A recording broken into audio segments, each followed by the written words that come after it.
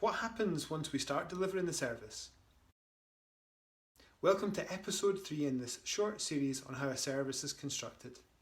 Today we're going to talk about the third stage, before, beginning, during.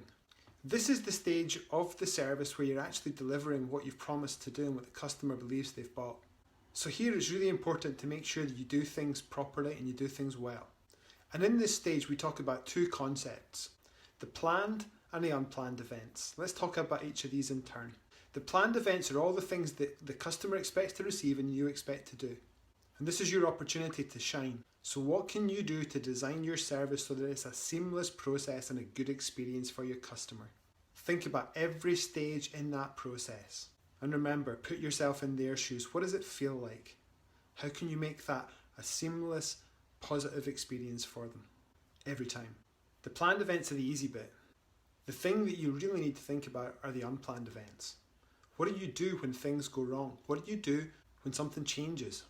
Now, we can't plan for every eventuality because the one thing you can be certain of is that the thing that goes wrong will be the one that you haven't thought about.